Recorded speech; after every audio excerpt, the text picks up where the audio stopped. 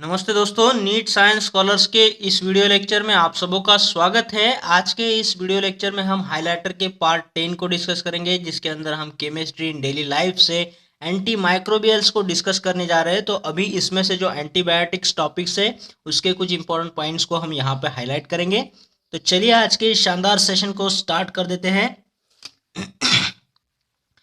देखिए, एंटीमाइक्रोबियल्स के अंदर अलग अलग सब कैटेगरीज आती है, जिसमें एंटीबायोटिक्स आएगा जो हम ओरली या फिर इंजेक्टेबल फॉर्म में लेते हैं। फिर एंटीसेप्टिक्स ये जो है इसमें क्रीम्स ऑइंटमेंट जैसे ड्रग्स आते हैं जो हम स्किन के सरफेस पर जो एक्सटर्नल सरफेस एरिया होता है लिविंग ऑर्गेनिजम्स का उस पर लगाते हैं, तो उसे एंटीसेप्टिक्स कहा जाता है। और डिसइंफेक्टेंट जो है वो इनएनिमेट यानी नॉन लिविंग थिंग्स के सरफेस पर अप्लाई किया जाता है दोस्तों। तो इस तरीके के ये अलग अलग कैटेगरीज हैं। तो अभी फिलहाल हम एंटीबायोटिक्स को यहाँ पे डिस्कस करेंगे। इन सारों का जो एम है इन सारे कैटेगरीज का, वो एंटीबायोटिक्स यानी मतलब एंटीमाइक्रो उनके माइक्रो ऑर्गेनिजम्स के ग्रोथ को स्टॉप कर देना या फिर उनको किल कर देना, यही तो होता है। तो चलिए एंटीबायोटिक्स को समझते हैं। देखिए, एंटीबायोटिक्स जो होते हैं ना, वो एक माइक्रो ऑर्गेनिज्म से निकाल करके दूसरे माइक्रो ऑर्गेनिजम्स के इन्फेक्शन को रोकने के लिए या उसकी ग्रोथ को रोकने के लिए या फिर उसे किल करने के लिए इस्तेमाल किया जाता है। तो इसे ये एंटीबायोटिक्स कहा जाता है। देखिए, ये इनहिबिट्स द ग्रोथ और destroy micro organism by intervening in their metabolic processes. जो भी उनकी मेटाबॉलिक प्रोसेसेस है उनको ये इंटरवेन कर देते हैं, डिस्टर्ब कर देते हैं, चाहे वो प्रोटीन सिंथेसिस की प्रोसेस हो या फिर उसके सेल मेम्ब्रेन फॉर्मेशन की हो। ये उसे कहीं ना कहीं डिस्टर्ब कर देता है, तो इसीलिए वो ग्रोथ नहीं कर पाते हैं या फिर मर जाते हैं दोस्तों। यहाँ पे पॉल एहलरिच की अहमियत बहुत है इनके वर्क की। तो जब ये सिफिलिस डिसीज़ बहुत डेंजरस था, जो सेक्सुअली ट्रांसमिटेड डिसीज़ होता है, इसमें पेनलेस पैचेस आते हैं पूरी बॉडी पर। ये डिसीज़ जो होता था उसका पॉजिटिव ऑर्गेनिज्म देखिए ट्रेपोनेमा पैलिडम बैक्टीरिया से होता है ये सिफिलिस। तो इसकी ट्रीटमेंट के लिए ये पॉल एहलरिच जो है वो आर्सेनिक कंपाउंड पर काम कर रहे थे। तो उनके हाथ ये कंपाउंड लगा आर्सेनिक वाला, आर्सफेनामाइन जिसे कहा जाता था, जिसका ब्रांड नेम था सलवारसन करके। इस कंपाउंड के लिए इन्हें नोबेल प्राइज भी दिया गया है दोस्तों। देखिए, ये आर्सफेनामाइन का स्ट्रक्चर भी हम यहाँ पे देख सकते हैं। देखिए, यहाँ पे आर्सेनिक जो है डबल बॉन्ड से एक दूसरे के साथ अटैच है। और यहाँ पे ये साइड में देखिए जो फिनिल रिंग है, जिसके एक हाइड्रोक्सिल ग्रुप है पैरा पोजीशन पर, और यहाँ पे एक अमाइनो ग्रुप है इस तरीके साइड में भी सेम ही है। तो ये आर्सफेनामाइन वाला कंपाउंड उनके हाथ लगा था, जो सिफिलिस के लिए काम करने वाला पहला ऐसा एंटीबायोटिक था दोस्तों। फिर वो साइमल्टेनियसली अजोडाइज कंपाउंड पर भी काम करते थे। ठीक है, ये अजोडाइज कंपाउंड मतलब क्या होता है, इसमें ये अजो ग्रुप्स होते हैं दोस्तों, नाइट्रोजन एक दूसरे के साथ डबल बॉन्ड करता है। तो उनको लगा कि देखिए नाइट्रोजन जो डबल बॉन्ड से एक दूसरे के साथ लिंक है, ये ऐसे कंपाउंड कहीं ना कहीं ये आर्स फेनामाइन जैसे कंपाउंड के साथ में एनालॉगस है, सिमिलैरिटी रखते हैं। तो शायद ये भी हमें एज अ एंटीबायोटिक्स करके कंपाउंड यहाँ पे भी मिल सकता है।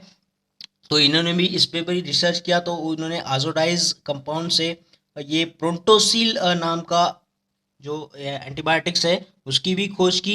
तो देखिए, इसका स्ट्रक्चर भी यन डबल बॉन्ड यन है इसके अंदर। और इस साइड में हम देखेंगे तो ये सल्फोनामाइड होता है, और इस साइड में ये नाइट्रोजन अमाइनो ग्रुप सब्सटीट्यूटेड ये फिल रिंग है। तो इस तरह के कंपाउंड्स भी उनके हाथ लगे। प्रोंटोसिल को याद रखिएगा दोस्तों, ठीक है। ये भी एक इम्पॉर्टेंट एंटीबायोटिक्स था। चलिए आगे देखते हैं। तो देखिए, उन्होंने देखा कि ये प्रोंटोसिल जो था, तो ये प्रोंटोसिल तो एक इनएक्टिव ही कंपाउंड था, जबकि ये बॉडी में जाकर के अपने एक्टिव फॉर्म में कन्वर्ट हो जाता था दोस्तों। अब ये एक्टिव फॉर्म कौन सा होगा, इधर की इसकी जो ये मोइटी है सल्फानिल अमाइड की, तो ये मोइटी जो है वो खास एक्टिव है।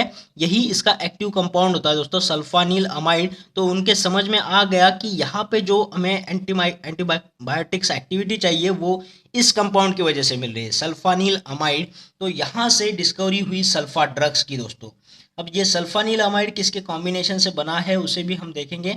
देखिए, यहाँ पे ये एनिलीन होता है, फिनिल रिंग को यहाँ पे अमाइनो ग्रुप अटैच है तो इसे एनिलीन रिंग कहा जाता है। और ये सल्फोनामाइड होता है। अब ये सल्फोनामाइड और एनिलीन जब एक दूसरे के साथ बॉन्ड बना लेता है तो ये सल्फानिल अमाइड करके कहलाता है दोस्तों। ये सल्फानिल अमाइड अपने आप में बहुत इम्पोर्टेंट खोज है। फिर सल्फानिल अमाइड के अलग अलग डेरिवेटिव्स भी है, उसमें से एक खास है ये सल्फानिल अमाइड का एक डेरिवेटिव जो सल्फापिरिडीन नाम से है दोस्तों। देख सकते हैं यहाँ पे, देखिए ये सल्फानिल अमाइड है। और इसके ये जो यहाँ अमाइनो ग्रुप है, इसका एक हाइड्रोजन निकाल के यहाँ पे ये पिरिडीन रिंग को अटैच करेंगे तो ये सल्फा पिरिडीन कहलाएगा। ये इंपॉर्टेंट सल्फा ड्रग्स में से है, तो इसका स्ट्रक्चर भी आपको पता होना चाहिए। सल्फा पिरिडीन में क्या होता है, सल्फानिल अमाइड और साथ में एक पिरिडीन रिंग को अटैच किया हुआ है, तो इसे सल्फा पिरिडीन कहेंगे दोस्तों। ठीक है, देखिए एंटीबायोटिक्स तो बहुत सारे हैं, लेकिन यहाँ पे जो भी नीट के लिए इम्पोर्टेंट है बस उन्हीं पॉइंट्स को हम यहाँ पे डिस्कस करेंगे। ज़्यादा पढ़ के तो कोई मतलब है नहीं दोस्तों। ठीक है, हमारे एग्जाम के लिए जितना भी इम्पोर्टेंट है बस उसी पॉइंट्स को हम यहाँ पे हाईलाइट करेंगे। फिर बात करेंगे अलेक्जेंडर फ्लेमिंग के वर्क की, तो इनका भी वर्क बहुत अहमियत रखता है एंटीबायोटिक्स की फील्ड में।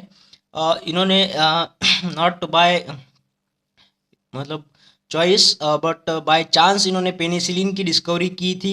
तो ये पेनिसिलिन जो इनको मिला था, ये पेनिसिलियम नोटाटम के फंगस से मिला था पेनिसिलिन। तो इसमें दो फॉर्म यहाँ पे इंपॉर्टेंट है, पेनिसिलिन जी और पेनिसिलिन वी।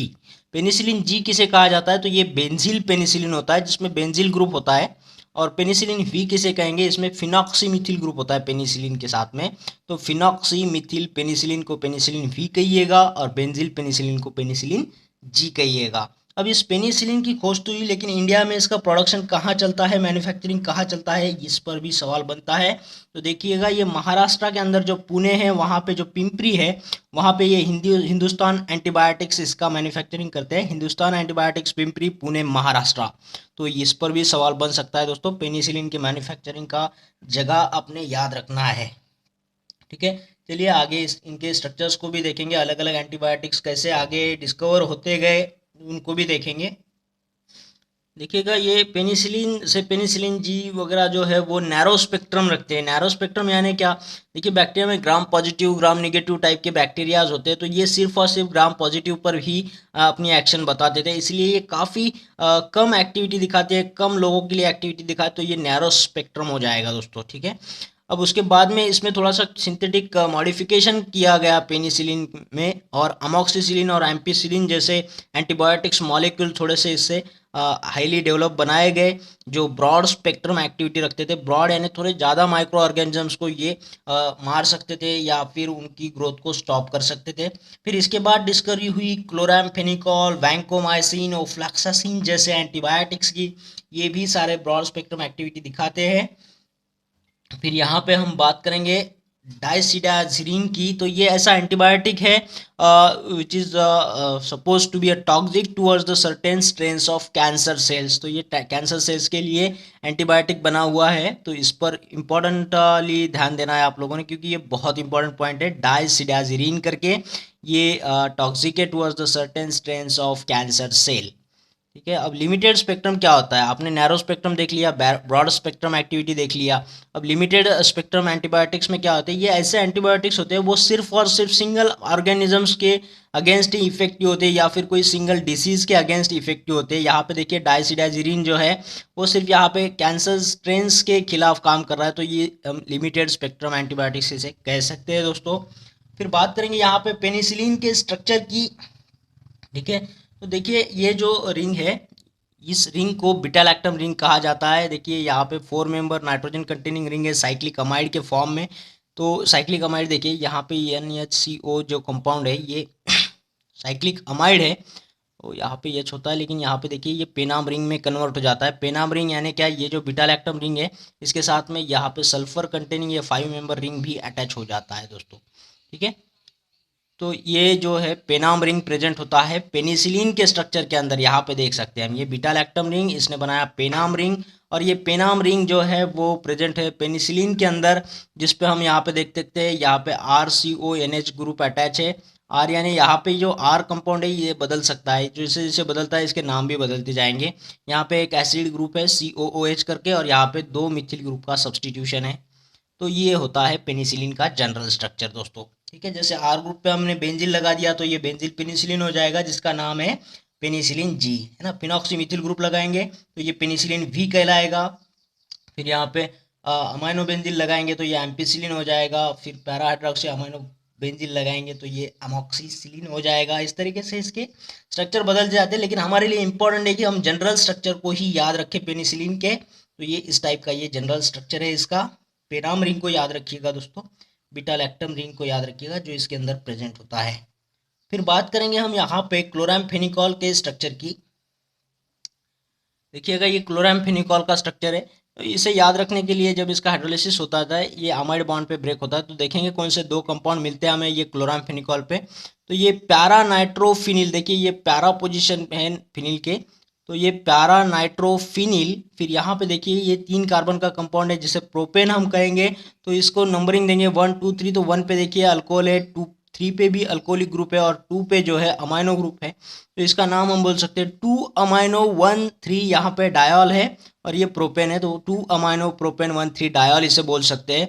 और यहाँ से जो टूटेगा ये हम बोलेंगे डाइक्लोरो एसिटिक एसिड इसे बोल सकते हैं ना, डाइक्लोरो एसिटिक एसिड। तो इन दो कंपाउंड से ये कंपाउंड बनता है, तो इन दो नामों को याद रखिएगा। तो ये क्लोरामफेनिकल्स का स्ट्रक्चर हमें याद रहता है दोस्तों, ठीक है। एक और क्लासिफिकेशन है यहाँ पे बैक्टीरिया का, जो हमने अभी देखा था उसकी एक्टिविटी से रिलेटेड, जो वो किल करता है या उसकी ग्रोथ को स्टॉप करता है माइक्रो ऑर्गेनिजम्स के, तो उसके बेस पर क्लासिफिकेशन को भी देख लेते हैं। तो देखिए ये एंटीबायोटिक्स के इफेक्ट है जो बैक्टीरियासिडल हो सकते हैं या फिर बैक्टीरियोस्टैटिक। बैक्टीरियोसिडल का मतलब देखिए बैक्टीरिया प्लस सीडल, सीडल यानी क्या, किल करना, उसको मार देना। तो जो भी एंटीबायोटिक्स बैक्टीरिया को मार देते हैं, किल कर देते हैं, उसे हम बैक्टीरियासिडल एंटीबायोटिक्स कहेंगे।